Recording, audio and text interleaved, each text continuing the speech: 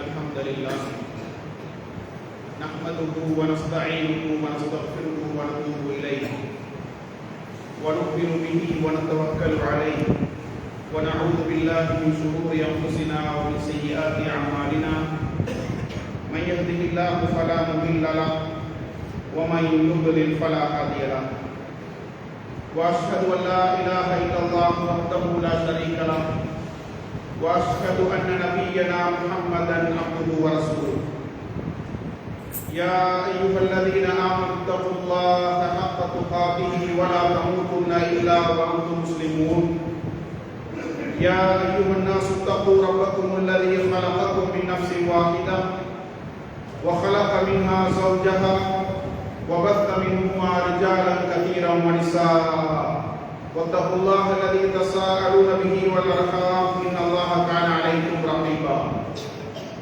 يا أيها الذين آمنوا اتقوا الله وقولوا قولا سديدا يصلح لكم أعمالكم ويغفر لكم ذنوبكم ومن يطع الله ورسوله فقد فاز فوزا عظيما فإن أصدق الحديث كتاب الله وخير الهدي هدي محمد صلى الله عليه وسلم وشر الأمور محدثاتها وكل محدثة بدعة وكل بدعة ضلالة وكل ضلالة في النار أما بعد அளவற்ற அருளாளனும் நிகரற்ற அன்புடையோனுமாகிய எல்லாம் வல்ல அல்லாஹ் ஜல்லஷானஹு வ தஆலாவின் திருநாமத்தை கொண்டு பிரசங்கத்தை ஆரம்பிக்கின்றேன்.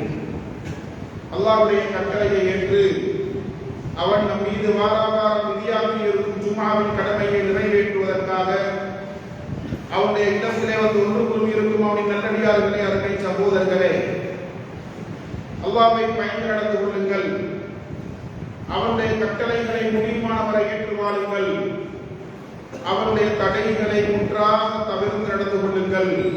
நாளை மறுமையில் என்னையும் உங்கள் அனைவரையும் அல்லாஹ் ஜல்லஷானஹு வ தஆலா அவருடைய உயர்ந்த ஜன்னத்துல் ஃபிர்தௌஸிலே ஒன்று சேர்ப்பானாக.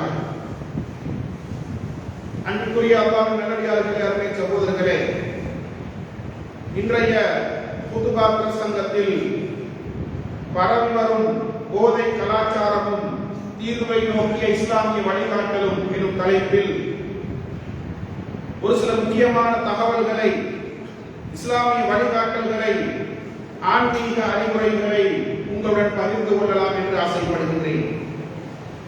அன்புள்ள சகோதரர்களே, நாமெல்லாம் ஏற்று வாழக்கூடிய தீனுல் இஸ்லாத்தை பொறுத்தவரைக்கும் மனிதன் மனிதாபிமானத்தோடு விரும்பக்கூடிய சுத்தம் என்று கருதக்கூடியவற்றை ஹலாலாக்கி, ஒரு மனிதன் இயல்பாக எதையெல்லாம் அசுத்தம் என்று அடையாளப்படுத்துகின்றானோ அவற்றை ஹராம் என்று, தடை செய்யப்பட்டது என்று துல்லியமாக அடையாளப்படுத்தக்கூடிய ஒரு மார்க்கமாக இருக்கின்றது. ரசூலுல்லாஹி ஸல்லல்லாஹு அலைஹி வஸல்லம் அவர்கள் இந்த உலகத்திற்கு தூதராக அனுப்பப்பட்ட நோக்கங்களில் ஒன்றுதான் அவர்களுக்கு தூய்மையானவற்றை, சுத்தமானவற்றை ஹலாலாக்குவதும் அசுத்தமானவற்றை ஹராமாக்குவதும் என்று அல்லாஹ் தஆலா திருக்குர்ஆனில் சொல்லி காட்டுகின்றான். எனவே இந்த உலகத்திலே ஈமானோடு இஸ்லாத்தோடு வாழக்கூடிய நாங்கள் அல்லாஹ்வுடைய வழிகாட்டல், அல்லாஹ்வுடைய தூதரின் முன்மாதிரியை ஏற்று நடக்க வேண்டிய ஒரு கடமை நமக்கு இருக்கின்றது. அன்புள்ள சகோதரர்களே, இந்த உலகத்தில் இன்றைக்கு பரவி வரக்கூடிய போதைப் பொருட்கள் அசுத்தமானவை, ஆரோக்கியத்திற்கு கேடு விளைவிக்கக்கூடியவை என்பதை அவற்றை உற்பத்தி செய்யக்கூடிய நிறுவனங்களே ஏற்றுக்கொள்ளக்கூடிய அளவுக்கு இன்றைக்கு அவை அசுத்தம் என்பதை உலகமே ஏற்றுக்கொள்கின்றது. அப்படி இருக்கின்ற பொழுது அன்புள்ள சகோதரர்களே, இன்றைக்கு உலகத்தில் போதைப் பொருள் பாவனை முன்னெப்போதும் இல்லாத அளவுக்கு பயங்கரமான முறையிலே, குறிப்பாக வாலிபர்களுக்கு மத்தியில் பரவி வரக்கூடிய ஒரு அபாயகரமான சூழலில் இன்றைக்கு நாம் நீங்கள் வாழ்ந்து கொண்டிருக்கின்றோம். எனவே இந்த நேரத்தில் இந்த போதைப் பொருட்கள், போதைப் பொருள் பாவனை கலாச்சாரம் எப்படிப்பட்ட விளைவுகளை சமூகத்தில் ஏற்படுத்துகின்றன என்பதையும், இதிலிருந்து நாம் மீள வேண்டும் என்றால் இஸ்லாம் சொல்லக்கூடிய வழிகாட்டல்கள், ஆலோசனைகள் என்ன? அதே போன்று போதைப் பொருள் பாவனையில் சிக்குண்டு அதற்கு அடிமையாக யாரெல்லாம் வாழ்ந்து கொண்டிருக்கின்றார்களோ அவர்களை கரம் பிடித்து கரைத்து கொண்டு வந்து சேர்ப்பது எப்படி என்பதையும் மிக தெளிவாக நானும் நீங்கள் புரிந்து கொள்ள வேண்டும். அன்புள்ள இஸ்லாமிய சகோதரர்களே, அண்மை காலமாக இந்த போதைப் பொருள் கடத்தலுக்கான மத்திய நிலையமாக இலங்கை மாறி வருவதை நாங்கள் அவதானிக்க முடியும். அன்புள்ள சகோதரர்களே, கடந்த 5 வருடங்களில் இலங்கை நாட்டில் போதைப் பொருள் பாவனை 250 விகிதத்தால் அதிகரித்திருப்பதை புள்ளி விவரங்கள் உறுதிப்படுத்திக் கொண்டிருக்கின்றன. சாதாரண விகிதாசாரம் கிடையாது. 100க்கு 250 விகிதம் போதைப் பொருள் பாவனை இந்த இலங்கை நாட்டில் அதிகரித்திருக்கின்றது என்றால் இந்த விடயம் சீரியஸாக சிந்திக்கப்பட வேண்டிய ஒன்று என்பதை நாங்கள் மறந்துவிடக் கூடாது. இலங்கையிலே முன்னெப்போதும் இல்லாத வகையில் இளைஞர்களுக்கு மத்தியில், மாணவர்களுக்கு மத்தியில் போதைப் பொருள் பாவனை அதிகரித்து வருகின்றன. குறிப்பாக 15 வயதுக்கும் 17 வயதுக்கும் இடைப்பட்ட மாணவர்களுக்கு மத்தியிலே மிக பயங்கரமான முறையிலே போதைப் பொருள் பாவனை அதிகரித்து வருகின்றது என்பதை இலங்கை தேசிய அபாயகர ஊடகங்களை கட்டுப்படுத்துவதற்கான சபை தெரிவித்திருப்பதை நாங்கள் பார்க்க முடியும். 2024ஆம் ஆண்டின் புள்ளி விவரத்தின்படி 2024ஆம் ஆண்டு இலங்கை நாட்டுக்குள் போதைப் பொருளோடு சம்பந்தப்பட்டவர்கள் என்று 1,62,000 பேர் அதிகாரிகளால் கைது செய்யப்பட்டார்கள். இலங்கை நாடு ஒரு சிறிய நாடு. இந்த நாட்டிலே ஒரு வருடத்திற்குள் 1,62,000 பேர் போதைப் பொருளோடு சம்பந்தப்பட்டவர்கள் என்று அதிகாரிகளால் கைது செய்யப்பட்டார்கள்.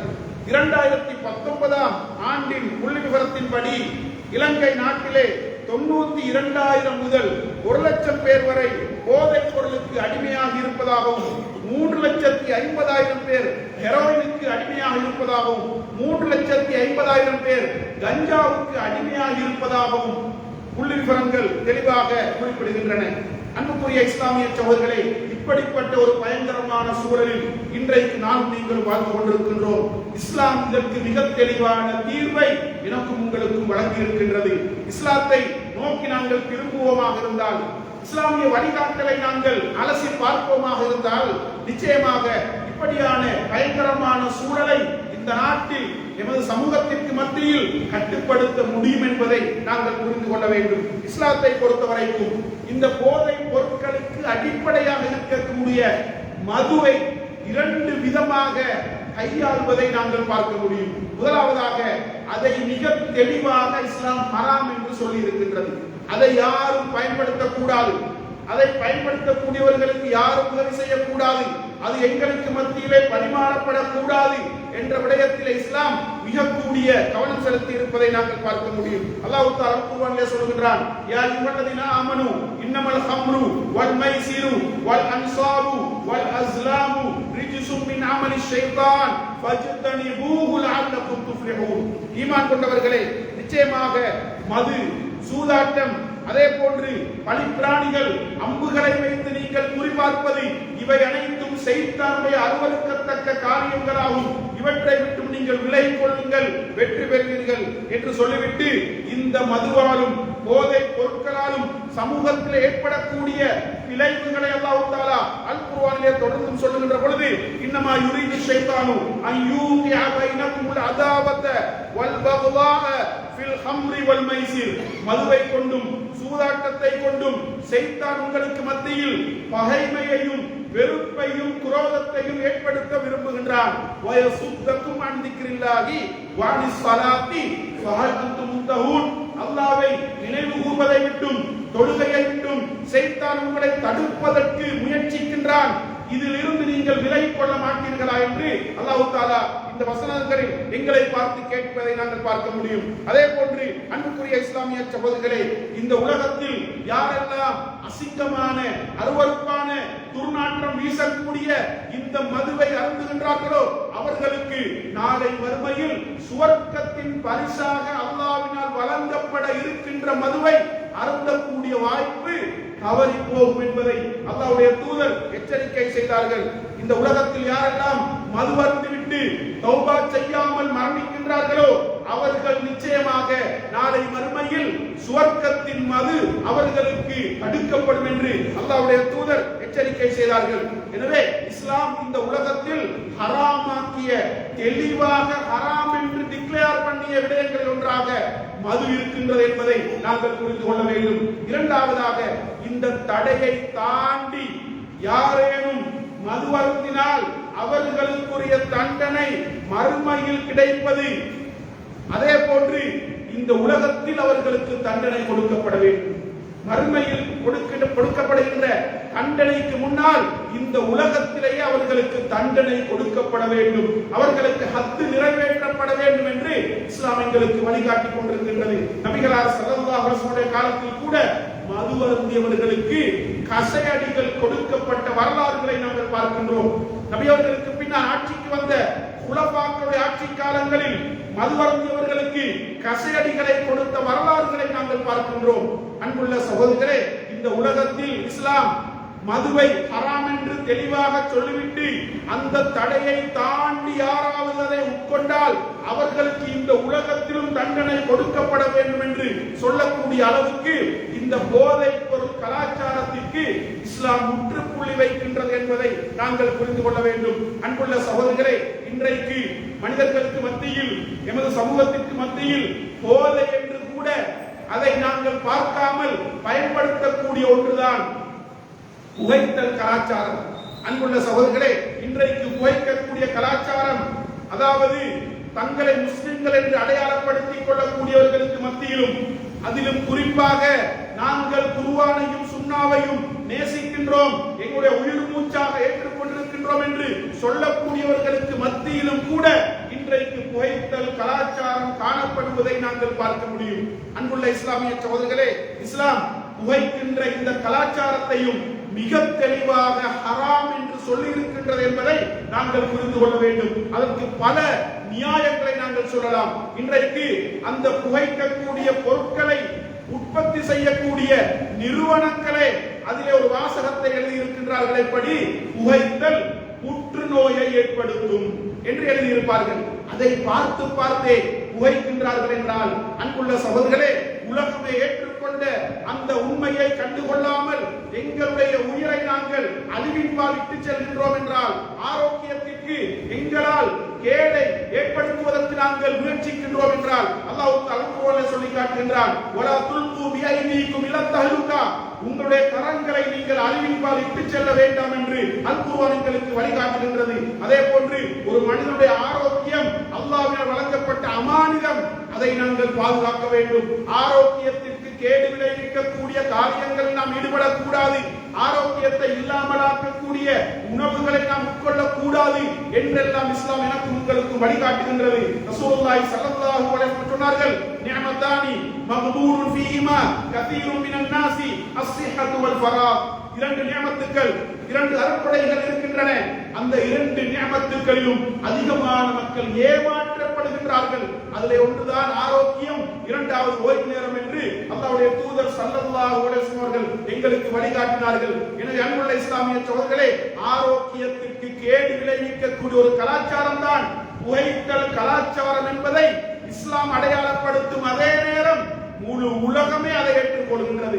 அப்படி இருக்கின்ற பொழுது அந்த கலாச்சாரம் எங்களுக்கு மத்தியில் ஊடுருவி இருக்கின்றது என்றால், எமது ஈமானை நாங்கள் மீள் பரிசீலனை செய்ய வேண்டும். எந்த அளவுக்கு நாங்கள் ஈமானோடு, இஸ்லாத்தோடு, அல்லாஹ்வுடைய வழிகாட்டல்களுக்கு கட்டுப்பட்டு வாழ்கின்றோம் என்பதை நாங்கள் மீள் பரிசீலனை செய்ய வேண்டும். அதே போன்று இன்றைக்கு எங்களுக்கு மத்தியிலே பரவி இருக்கக்கூடிய மற்றொரு கலாச்சாரம் தான் வெற்றிலைகளை உட்கொள்ளக்கூடிய கலாச்சாரம்.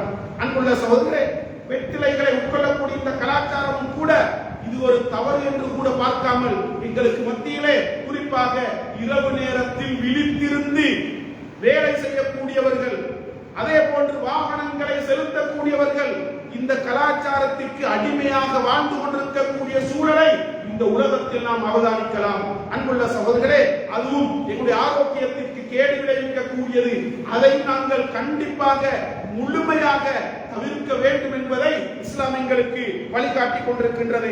அதே போன்று அன்புக்குரிய இஸ்லாமிய சகோதரர்களே, இன்றைக்கு வாலிபர்கள், இளைஞர்கள் போதைப் பொருட்கள் பொருள் பாவனைக்கு, போதை கலாச்சாரத்திற்கு அடிமையாக மாறுவது சமூகத்திற்கு மிகப்பெரிய சவாலாக இன்றைக்கு மாறி இருக்கின்றது. காரணம், எதிர்காலத்தில் இந்த சமூகத்தை வழிநடாத்தக்கூடியவர்கள், இந்த சமூகத்திற்கு தலைமைத்துவத்தை கொடுப்பதற்கு தகுதியானவர்கள் இன்றைக்கு போதை கலாச்சாரத்திற்கு அடிமையாக இருக்கின்றார்கள் என்றால், அன்புள்ள சகோதரர்களே, இந்த சமூகத்தின் எதிர்கால தலைவர்கள் யார் என்ற ஒரு கேள்விக்குறி அங்கே ஏற்படுகின்றது. எனவே அவர்கள் மார்க்கத்தோடு வழிநடாத்தப்பட வேண்டும், இஸ்லாமிய பண்பாடுகளோடு அவர்கள் வார்த்தெடுக்கப்பட வேண்டும். இந்த விடயத்திலே சமூகத்திற்கு தலைமைத்துவம் கொடுக்கக்கூடியவர்கள், சமூகத்தை வழிநடாத்துகின்ற பொறுப்பை சுமந்தவர்கள் மிக கூடிய கவனம் செலுத்த வேண்டும் என்று இஸ்லாம் எனக்கும் உங்களுக்கும் வழிகாட்டி கொண்டிருக்கின்றது. இன்றைக்கு உலகெங்கிலும் இருக்கக்கூடிய 15 வயதுக்கும் 25 வயதுக்கும் இடைப்பட்ட வாலிபர்களுக்கு மத்தியிலே போதை கலாச்சாரம் மிக பயங்கரமாக பரவி வருவதை உலகமே இன்றைக்கு அவதானித்துக் கொண்டிருக்கின்றது. அன்புள்ள சகோதரர்களே, இந்த போதை பொருள் பாவனை பல்வேறுபட்ட விளைவுகளை, பல்வேறுபட்ட பாதிப்புகளை எங்களுக்கு மத்தியிலே ஏற்படுத்துகின்றன. உடல் ரீதியான பாதிப்புகள், உள ரீதியான பாதிப்புகள், இப்படி பல்வேறுபட்ட பாதிப்புகளை போதை பொருள் கலாச்சாரம் இன்றைக்கு மனித சமூகத்திற்கு மத்தியிலே ஏற்படுத்திக் கொண்டிருக்கின்றன. உடல் ரீதியான பாதிப்புகள் என்று சொல்லக்கூடிய நேரத்திலே அன்புள்ள சகோதரர்களே, மூளை, இதயம், ஈரல் போன்ற உறுப்புகள் இந்த போதை பொருள் பாவனைகளால் செயலிழந்து பயங்கரமான நோய்கள் அந்த உறுப்புகளுக்கு ஏற்படுவதை இன்றைக்கு உலகத்திலே சுகாதார துறை அதை மிக தெளிவாக குறிப்பிட்டிருப்பதை நாங்கள் பார்க்க முடியும். அதாவது புற்றுநோய், அதே போன்று மாரடைப்பு, ஹார்ட் அட்டாக், கல்லீரல் செயலிழப்பு போன்ற உயிருக்கு ஆபத்தான நோய்கள் இந்த போதை பொருள் பாவனையால் சமூகத்தில் ஏற்படுவதை இன்றைக்கு சுகாதாரத்துறை எச்சரித்துக் கொண்டிருப்பதை நாங்கள் பார்க்க முடியும். அதே போன்று உள ரீதியான பாதிப்புகள், மன ரீதியான பாதிப்புகளும் இந்த போதை பொருள் கலாச்சாரத்திலே காணப்படுகின்றன. மன அழுத்தம், மனச்சோர்வு, பதற்றம், ஞாபக மறதி போன்ற பயங்கரமான உளரீதியான பாதிப்புகள் இந்த போதை பொருளின் பின்னணியிலே காணப்படுவதை மருத்துவ உலகம் இன்றைக்கு உறுதிப்படுத்திக் கொண்டிருக்கின்றன. எனவே அன்புக்குரிய இஸ்லாமிய சகோதரர்களே, இன்றைக்கு இந்த போதை பொருள் பாவனையை எப்படி கட்டுப்படுத்துவது, எப்படி வாலிபர்களுக்கு மத்தியிலே அந்த கலாச்சாரத்திற்கு முற்றுப்புள்ளி வைப்பது என்பதை உலகமே சீரியஸாக யோசித்துக் கொண்டிருக்கக்கூடிய ஒரு காலத்தில் நானும் நீங்களும் இந்த நாட்டிலே வாழ்ந்து கொண்டிருக்கின்றோம். அன்புள்ள சகோதரர்களே, இந்த போதைப் பொருள் பாவனையின் மூலம் இன்னும் சில பாதிப்புகள் சமூகத்திலே காணப்படுவதை நாங்கள் பார்க்கலாம். அதிலே ஒன்றுதான் சமூக ரீதியான பாதிப்புகள். போதைப் பொருளை ஒரு சாரார் பயன்படுத்துகின்றார்கள், ஆனால் ஒட்டுமொத்த சமூகமும் அதனால் பாதிக்கப்படுவதை நாங்கள் பார்க்க முடியும். இன்றைக்கு உலகத்திலே குற்ற செயல்கள் அதிகரித்திருப்பதற்கான காரணம் இந்த போதைப் பொருள் கலாச்சாரம் தான். உலகத்திலே மது, மாது, கொள்ளை போன்ற பயங்கரமான சமூக குற்றங்கள் அதிகரித்து செல்வதற்கான காரணம் இந்த போதைப் பொருள் கலாச்சாரம். அதே போன்று குடும்ப பிரச்சனைகள், இன்றைக்கு திருமண வாழ்க்கையிலே பிரச்சனைகள் ஏற்படுவதற்கு அடிப்படையான காரணமாக இருப்பது இந்த போதைப் பொருள் பாவனை தான் என்பதை காவி நீதிமன்றங்களுக்கு நாம் சென்று பார்த்தால் மிக தெளிவாக அடையாளப்படுத்திக் கொள்ள முடியும்.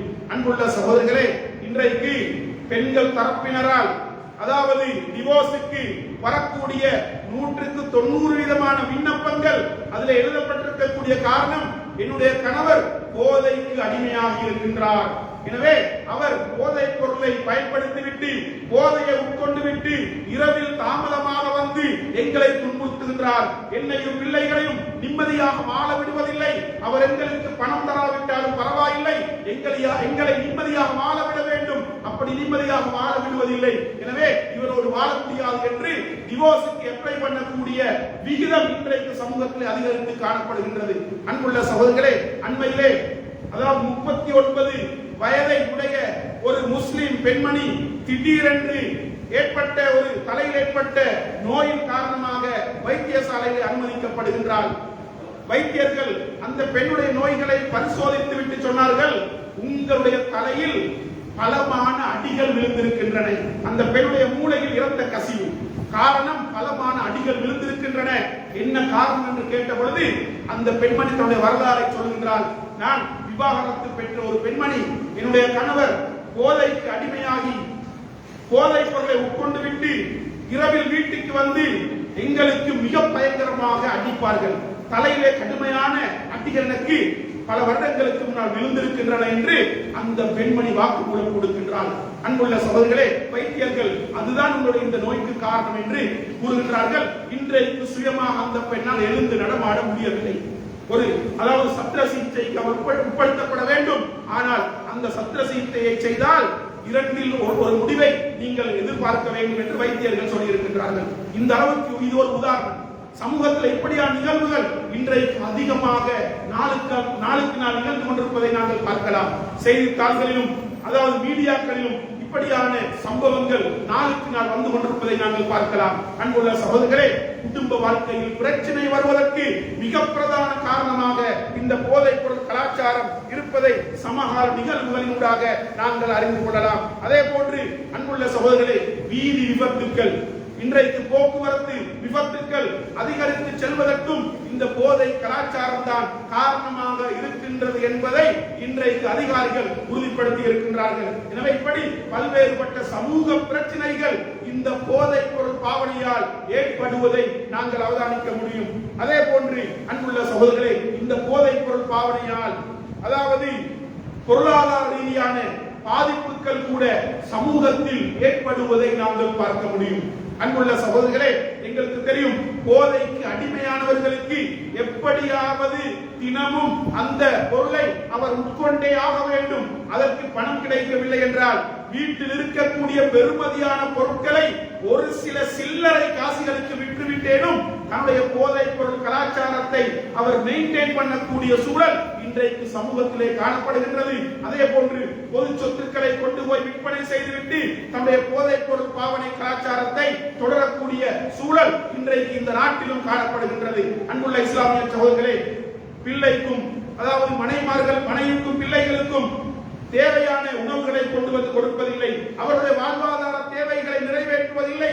காரணம், சம்பாதிக்கக்கூடிய பல ஆயிரம் ரூபாய்களை போதைக்கு பலியாக்கக்கூடிய ஒரு நடைமுறை அந்த போதைக்கு அடிமையான மனிதனுக்கு மத்தியிலே காணப்படுவதனால் இன்றைக்கு அதாவது மனைவி பிள்ளைகள் எக்கேடு கெட்டாலும் என்னுடைய இந்த கலாச்சாரத்தை நான் விட தயாரில்லை என்ற நிலையில் இன்றைக்கு போதைக்கு அடிமையானவர்கள் சமூகத்திலே வாழ்ந்து கொண்டிருக்கின்றார்கள். அன்புள்ள சகோதரர்களே, இவர்களால் கல்வியை தொடரவும் முடியாது, தொழிலை தொடரவும் முடியாது.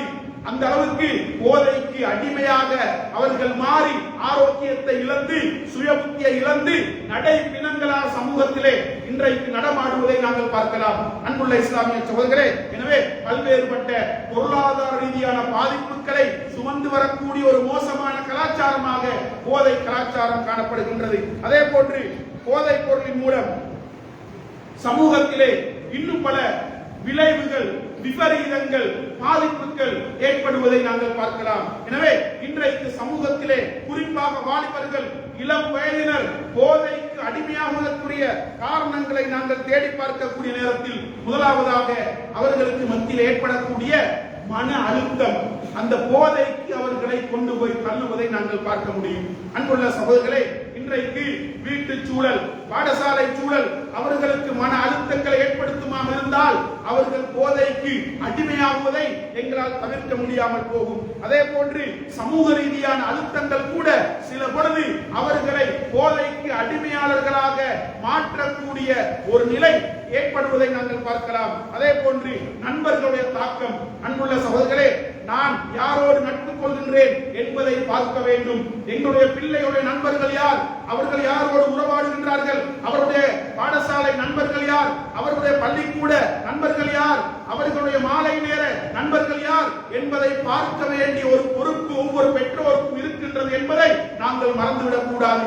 அன்புள்ள சகோதரர்களே, ரசூலுல்லாஹி ஸல்லல்லாஹு அலைஹி வஸல்லம் சொன்னார்கள், அல் மர்உ அலா தீனி கலீலிஹி ஃபல்யன்துர் அஹதுக்கும் இலா மன் யுகாலில். ஒரு மனிதன் தன்னுடைய நண்பனின் மார்க்கத்தில், நண்பனின் பாதையில் தான் இருக்கின்றான். எனவே உங்களில் ஒருவர் தான் யாரோடு நட்பு கொள்கின்றேன் என்பதை பார்த்துக் கொள்ளட்டும் என்று அல்லாஹ்வுடைய தூதர் எங்களுக்கு வழிகாட்டினார்கள். எனவே அன்புள்ள இஸ்லாமிய சகோதரர்களே, நண்பர்கள் சாலிகானவர்களாக இருக்க வேண்டும். நாங்கள் தவறுகின்ற பொழுது திருத்தக்கூடியவர்களாக, மறக்கின்ற பொழுது ஞாபகப்படுத்தக்கூடியவர்களாக உள்ளவர்களாக, எமது நண்பர்கள் சாலிகானவர்களாக, மார்க்கத்தை நேசிக்கக்கூடியவர்களாக, மார்க்கத்தோடு நெருங்கி உறவாடக்கூடியவர்களாக இருக்க வேண்டும் என்பது இஸ்லாத்தின் வழிகாட்டல் என்பதை நாங்கள் மறந்துவிடக் கூடாது. எனவே நண்பர்கள் எங்களுடைய வாழ்க்கையிலே மிக பெரும் தாக்கத்தை ஏற்படுத்தக்கூடியவர்கள் என்பதை நாங்கள் புரிந்து கொள்ள வேண்டும். அதே போன்று அன்புள்ள சகோதரர்களே, போதை பொருளை விற்பனை செய்யக்கூடிய விற்பனையாளர்களின் சூழ்ச்சிகள் கூட இன்றைக்கு மாணவ சமூகத்திற்கு மத்தியிலே போதை கலாச்சாரத்தை அதிகரித்திருப்பதை நாங்கள் பார்க்க முடியும். அதாவது இன்றைக்கு அவர்கள் பல்வேறுபட்ட வடிவங்களில் சமூகத்தில் வலம் வருகின்றார்கள். இளம் வயதினர்கள் தான் அவர்களுடைய டார்கெட்டாக இருக்கின்றது. பாடசாலை மாணவர்களை எப்படியாவது தன்னுடைய வலைக்குள் அவர்களை அப்படியே மாட்டி இழுத்து போட்டுக் கொள்ள வேண்டும் என்று அவர்கள் முயற்சிக்கின்றார்கள். அன்புள்ள இஸ்லாமிய சகோதரர்களே, இன்றைக்கு பாடசாலையிலே ஓலெவல் ஏலெவலிலே படிக்கக்கூடிய மாணவர்களுக்கு மத்தியிலே இந்த போதை பொருள் கலாச்சாரம் பரவி இருக்கின்றது என்றால் இதற்கு மிக முக்கியமான காரணம் போதை பொருள் விற்பனையாளர்களுடைய சூழ்ச்சிகள் தான் என்பதை நாங்கள் மறந்துவிடக் கூடாது. எனவே இவர்களுக்கு அறிவுரை சொல்லப்பட வேண்டும். சமூகத்திலே இந்த போதை பொருள் கலாச்சாரத்தால் ஏற்படக்கூடிய விளைவுகள் அவர்களுக்கு எடுத்து காட்டப்பட வேண்டும். அதையும் மீறி அவர்கள் சுயநலத்தோடு சமூகத்திலே செயல்படுவார்களாக இருந்தால் அவர்கள் இனம் காட்டப்பட்டு அடையாளப்படுத்தப்பட்டு சட்டத்திற்கு முன்னால் அவர்கள் கொண்டு வந்து நிறுத்தப்பட வேண்டும். இது ஒவ்வொரு தனி மனிதனது கடமை என்பதை நாங்கள் மறந்துவிடக் கூடாது. அதிகாரிகள் பார்த்துக் கொள்ளட்டும் என்று நாங்கள் விட்டுவிட்டு சமூகம் போதைக்கு அடிமையானதற்கு பின்னால் நாங்கள் சிந்தித்து எந்த பயனும் கிடையாது. எனவே இஸ்லாத்தை கடைபிடிக்கக்கூடிய நாங்கள், அல்லாஹ்வை ஈமான் கொண்டு வாழக்கூடிய நாங்கள், அல்லாஹ்வுக்கு கட்டுப்பட்டு வாழக்கூடிய நாங்கள், இஸ்லாமிய வழிகாட்டல் என்ன, போதை பொருள் கலாச்சாரத்தை இஸ்லாம் எப்படி கண்டிக்கின்றது, எப்படி அதற்கு முற்றுப்புள்ளி வைக்கின்றது, அதை எப்படி எங்களுக்கு அறிமுகப்படுத்துகின்றது என்பதை பார்த்து எமது ஈமானிய பாதையை, எமது ஆன்மீக இலக்கை நாங்கள் அலங்கரித்துக் கொள்ள வேண்டும் என்று இஸ்லாம் எனக்கும் உங்களுக்கும் வழிகாட்டிக் கொண்டிருக்கின்றது. எனவே அன்புள்ள இஸ்லாமிய சகோதரர்களே, இன்றைக்கு உலகெங்கிலும் இருக்கக்கூடிய 15 வயதுக்கும் 25 வயதுக்கும் இடைப்பட்டவர்களில் 5% போதைக்கு அடிமையாக வாழ்ந்து கொண்டிருக்கின்றார்கள் என்பதை புள்ளிவிவரங்கள் உறுதிப்படுத்துகின்றன. குறிப்பாக ஆசியாவிலும் ஆப்பிரிக்காவிலும் தான் போதை கலாச்சாரம் இன்றைக்கு அதிகரித்து காணப்படுகின்றன.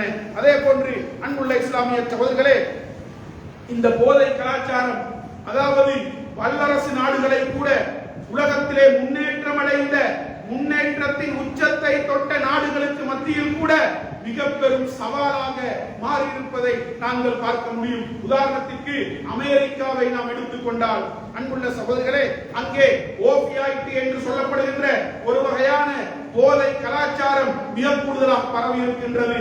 ஓபியாய்ட்டின் ஓவர்டோஸினால் அமெரிக்காவில் 2021ஆம் ஆண்டில் மாத்திரம் 1,08,000 பேர் மரணித்திருக்கின்றார்கள்.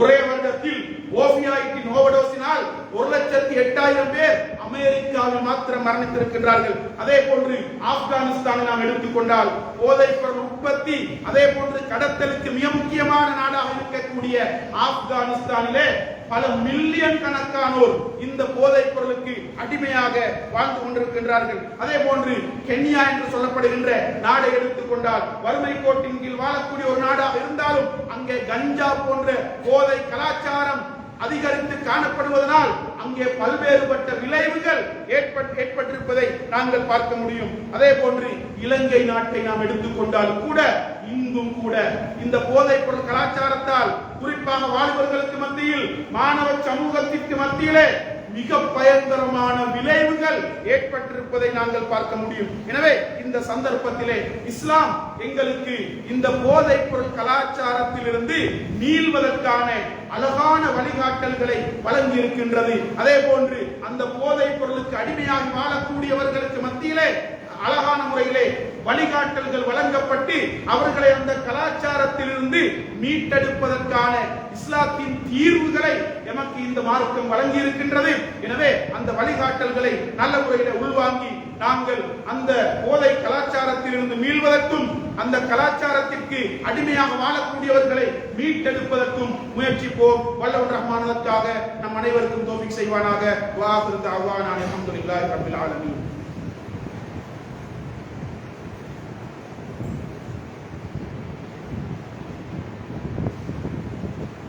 அல்ஹம்துலில்லாஹி வஹ்தஹு வஸ்ஸலாத்து வஸ்ஸலாமு அலா மன் லா நபிய்ய பஅதஹு அம்மா பஅத்.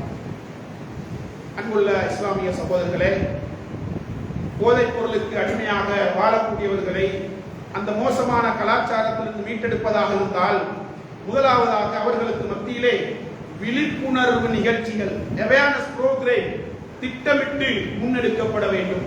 அதாவது இந்த போதைப் பொருளால் ஏற்படக்கூடிய விளைவுகள் ஆவணப்படுத்தப்பட வேண்டும், காட்சிப்படுத்தப்பட வேண்டும்.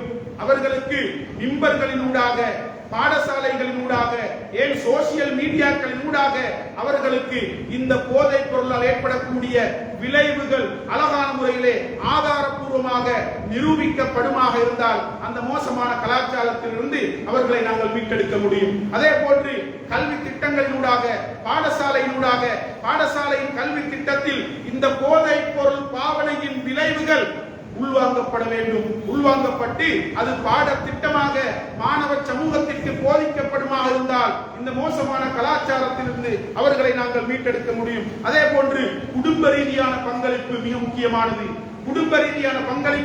மிக முக்கியமானது. அன்புள்ள இஸ்லாமிய சகோதரர்களே, இன்றைக்கு எமது பெற்றோர்களுக்கு மத்தியிலே இரண்டு தவறான அணுகுமுறை காணப்படுகின்ற காரணத்தினால் எமது மாணவ சமூகத்தை, எமது குழந்தை செல்வங்களை போதைப் பொருள் கலாச்சாரத்திலிருந்து எங்களால் மீட்டெடுக்க முடியாது.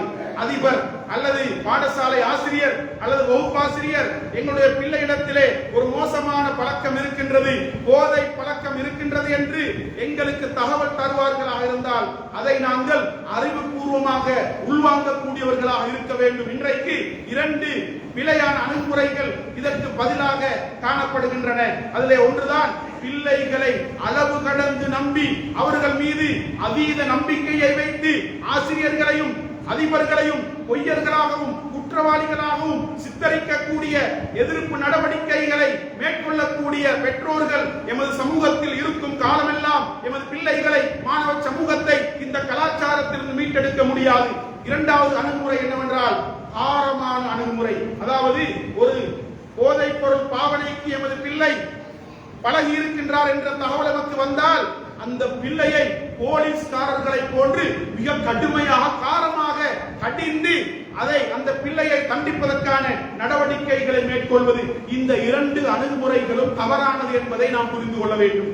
அன்புள்ள சகோதரர்களே, ஆசிரியருக்கும் எமது பிள்ளைகளுக்கும், அதிபருக்கும் எமது பிள்ளைகளுக்கும் எந்த சொந்த பிரச்சனைகளும் கிடையாது, குடும்ப பிரச்சனை கிடையாது, சொத்து பிரச்சனை கிடையாது. எமது பிள்ளைகளை நல்லவர்களாக உருவாக்க வேண்டும் என்ற பொறுப்பை சுமந்தவர்கள் அவர்கள் ஒரு தகவலை தருகின்றார்கள் என்றால், ஒரு குற்றச்சாட்டை முன்வைக்கின்றார்கள் என்றால் அதை அறிவுபூர்வமாக ஏற்றுக்கொள்ள வேண்டும். அறிவுபூர்வமாக ஏற்றுக்கொண்டு அந்த பிள்ளையின் விடயத்தில் நாங்கள் கவனம் செலுத்த வேண்டும். நிதானமாக பிள்ளையை நாம் கையாள வேண்டும். காரமான அணுகுமுறையை நாம் கையில் எடுக்க கூடாது. இதனால் அந்த பிள்ளை விரக்தி அடைந்து வீட்டை விட்டு ஓடி செல்லக்கூடிய ஒரு நிலை உருவாகலாம். எனவே நாங்கள் நிதானமாக, அறிவுபூர்வமாக அந்த பிள்ளையை கையாள வேண்டும். அன்பாக அரவணைத்து அந்த பிள்ளைக்கு அறிவுரைகளை சொல்லிக் கொடுக்க வேண்டும். அது எமது சொந்த பிள்ளைகளாக இருக்கலாம் அல்லது சமூகத்தின் பிள்ளைகளாக இருக்கலாம். அவர்களை அழகான முறையிலே நாம் அணுகி அவர்களை எங்களுடைய நண்பர்களை போன்று நாம் அரவணைத்து அவர்களுக்குரிய அறிவுரைகளை, இதனுடைய பாதிப்புகளை, அவருடைய எதிர்காலத்திற்கு ஏற்படுத்தக்கூடிய விளைவுகளை தெளிவுபடுத்துவதனூடாக இந்த கலாச்சாரத்திலிருந்து அவர்களை நாங்கள் மீட்டெடுக்க முடியும். அன்புள்ள இஸ்லாமிய சகோதரர்களே, ஆங்கிலத்தில் சொல்வார்கள், அதாவது hate the sins and love the sinner, பாவத்தை வெறி, பாவியை நேசி என்று சொல்வார்கள். இஸ்லாமும் அந்த தியரியை ஏற்றுக்கொள்கின்றது. ரசூலுல்லாஹி ஸல்லல்லாஹு அலைஹி வஸல்லம் காலத்திலே அப்துல்லா என்று சொல்லப்படுகின்ற ஒரு மனிதர் அடிக்கடி மது அருந்திவிட்டு அவர் தண்டனை நிறைவேற்றப்படுவதற்காக வேண்டி அழைத்து வரப்படுவார். அந்த நேரத்திலே ஒரு முறை ஒரு நபி தோழர் சொல்கின்றார், அல்லாஹும்ம அன்ஹு மா அக்ஸர மா யுதா பிஹி, யா அல்லாஹ் இந்த மனிதரை நீ சபித்து விடு, இவர் அடிக்கடி கொண்டு வரப்படுகின்றாரே என்று சொன்ன பொழுது அல்லாஹ்வுடைய தூதர் சொன்னார்கள், லா தல்அனு, அவரை நீங்கள் சபிக்க வேண்டாம். வல்லாஹி மா அலிம்து இல்லா அன்னஹு யுஹிப்புல்லாஹ வ ரசூலஹு, அவர் அல்லாஹ்வையும் அல்லாஹ்வுடைய தூதரையும் நேசிக்க கூடியவராக இருக்கின்றார். எனவே அவரை நீங்கள் திட்ட வேண்டாம், சபிக்க வேண்டாம். அவருக்கு ஹத்தை நிறைவேற்றி அந்த பாவத்திலிருந்து அவரை மீட்டெடுப்பதற்கான முயற்சியை தான் நாம் மேற்கொள்ள வேண்டுமே ஒழிய அந்த பாவிகளை, அந்த கலாச்சாரத்திற்கு பணத்திற்கு அடிமையாக வாழக்கூடியவர்களை அப்படியே சமூகத்திலிருந்து முற்றாக ஒதுக்கி ஓரம் கட்டி அவர்களை சமூகத்திலிருந்து நீக்கப்பட்டவர்களாக நாங்கள் மாற்றிவிட்டோமாக இருந்தால் அந்த கலாச்சாரத்திலிருந்து மீண்டும் சமூகத்தில் தங்களை இணைத்துக் கொள்ளக்கூடிய அந்த வாய்ப்பு அவர்களுக்கு இல்லாமல் போய்விடும். எனவே அவர்களை சமூகத்திலே மீண்டும் இணைப்பதற்கான வழிகளை தான் நாம் பார்க்க வேண்டுமே ஒழிய அவர்களை சமூகத்தை விட்டு ஓரம் கட்டக்கூடாது. எனவே அன்புக்குரிய இஸ்லாமிய சகோதரர்களே, இந்த விடயத்திலே நாங்கள் நிதானமாக திட்டமிட்டு செயல்பட வேண்டும் என்ற அந்த அடிப்படையை நாம் புரிந்து கொள்ள வேண்டும். இந்த போதைப் பொருளுக்கு எதிரான புரட்சிகளை அறிவுபூர்வமாக செய்து வெற்றி அடைந்த பல நாடுகளை நாங்கள் பார்க்க முடியும். உதாரணத்திற்கு ஐஸ்லாந்தை நாம் எடுக்கலாம், சிங்கப்பூரை நாம் எடுக்கலாம். இந்த நாடுகள் எல்லாம் இந்த போதைப் பொருள் கலாச்சாரத்திற்கு எதிரான திட்டங்களை அழகான முறையிலே வகுத்து செயல்பட்ட காரணத்தினால் அந்த நாடுகளிலே போதை கலாச்சாரம் இன்றைக்கு கணிசமான அளவு குறைந்து காணப்படுவதை நாங்கள் பார்க்க முடியும். இலங்கை நாடு ஒரு திறந்த பொருளாதார கொள்கையுடைய நாடு. எனவே இந்த நாட்டிலே போதை பொருட்கள் இந்த நாட்டுக்குள் வருவதை முற்றாக எங்களால் தவிர்க்க முடியாது. என்றாலும் எமது மார்க்கம் இஸ்லாமிய மார்க்கம் இந்த போதை கலாச்சாரத்தை மிக கடுமையாக எதிர்க்கக்கூடிய, இதற்கு எதிராக போராடக்கூடிய ஒரு மார்க்கம் என்பதை நாங்கள் தெளிவாக புரிந்து திட்டமிட்டு அழகான முறையிலே சமூகத்தின் தலைமைகள், ஆன்மீக தலைமைகள், அரசியல் தலைமைகள் இந்த விடயத்திலே திட்டமிட்டு செயல்படுவார்களாக இருந்தால் நிச்சயமாக எமது சமூகத்தை, வாலிப சமூகத்தை, எமது அதாவது வளர்ந்து வரக்கூடிய மாணவ சமூகத்தை இந்த மோசமான கலாச்சாரத்திலிருந்து பாதுகாக்க முடியும் என்பதை நாம் தெளிவாக புரிந்து கொள்ள வேண்டும். கடைசியாக அன்புக்குரிய இஸ்லாமிய சகோதரர்களே, உங்களுக்கு தெரியும் எமது இந்த இலங்கை நாட்டிலே 2019ஆம் ஆண்டில் நிகழ்ந்த அந்த நிகழ்வுக்கு பின்னால், அதாவது குர்ஆன் சுன்னாவின் அடிப்படையிலே வாழக்கூடியவர்களுக்கு மத்தியிலே பல சவால்கள், பல பிரச்சனைகள், பல நெருக்கடிகள் ஏற்படுத்தப்பட்டன.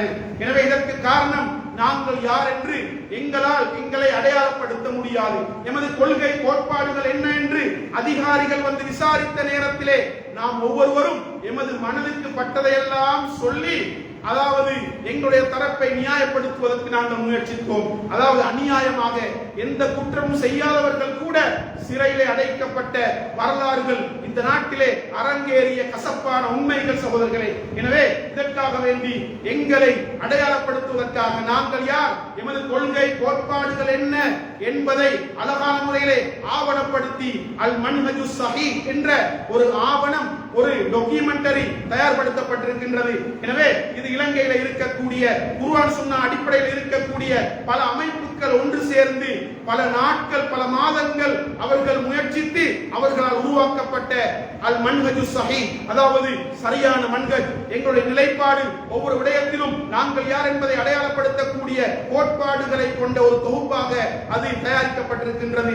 எனவே இந்த விடயத்திலே நாம் எல்லோரும் கைகோர்த்து எங்களுக்கு மத்தியிலே ஒரு கட்டுக்கோப்பை ஏற்படுத்தி எங்களை அதிகாரிகளுக்கு அடையாளப்படுத்துவதற்கான ஒரு ஆவணமாக அதை நாங்கள் உள்வாங்கிக் கொள்ள வேண்டும். எனவே அது பற்றிய அதாவது தெளிவூட்டல் மாநாடுகளை ஒவ்வொரு மாவட்ட ரீதியாகவும் அவர்கள் நடாத்தி கொண்டிருக்கின்றார்கள். எனவே அவர்களுக்கு எங்களுடைய ஒத்துழைப்பையும் நாங்கள் கொடுத்து தேசிய ரீதியாக குர்ஆன் சுன்னாவின் அடிப்படையிலே வாழக்கூடிய நாங்கள் எங்களுடைய கோட்பாடுகள் இதுதான், எங்களுடைய அமைப்பு, எங்களுடைய நிலைப்பாடுகள் இதுதான் என்பதை நாங்கள் தெளிவுபடுத்தக்கூடிய ஒரு அழகான டாக்குமெண்டரியாக அது இருக்கின்றது. எனவே இந்த விடயத்திலே எமது ஒத்துழைப்புகளை நாம் அவர்களுக்கு கொடுத்து ஒரு கட்டமைப்பின் கீழ், ஒரு தேசிய கட்டுக்கோப்பின் கீழ் எங்களை நாங்கள் இணைத்துக் கொள்வதற்கு முயற்சிப்போம். வல்லவன் ரஹ்மானதற்காக நம் அனைவருக்கும் தௌஃபீக் செய்வானாக.